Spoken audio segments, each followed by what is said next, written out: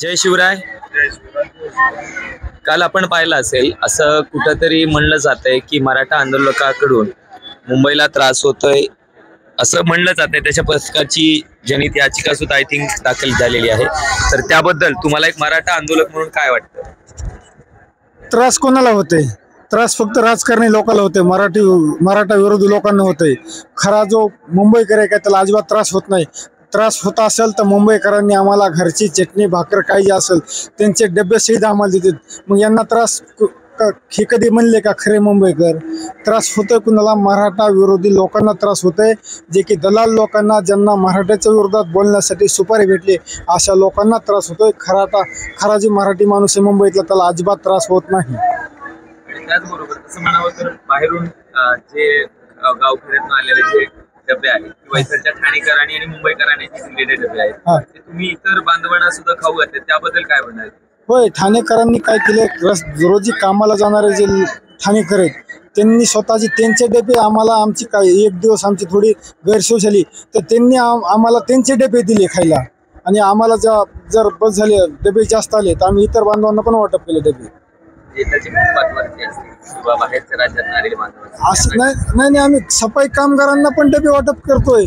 काही कर्मचारी पोलीसवाले त्यांना जेवण मिळत नव्हतं, त्यांना जेवण आम्ही देण्याचं काम करतोय. असे अनेक व्हिडिओ व्हायरल झाले सोशल मीडियावर, बघा तुम्ही.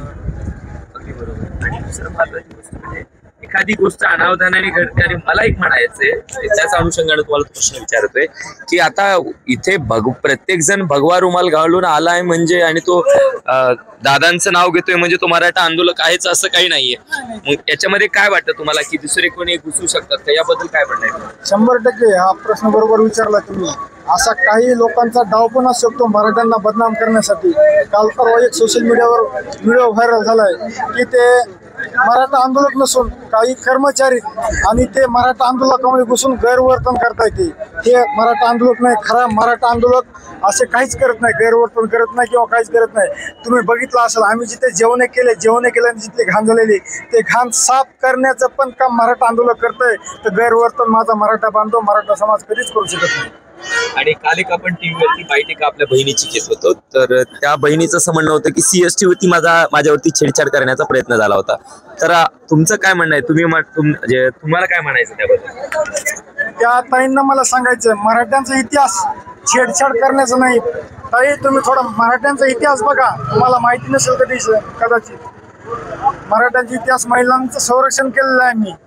इतर महिलांना माते समान मानतो आम्ही. मराठ्यांचे पुरा असं करू शकत नाहीत. एक तुम्हाला कोणाची तरी सुपारी भेटली असेल त्या अनुषंगाने बोलता तुम्ही. आमचे मराठा बांधव असे कदाचित करू शकत नाहीत.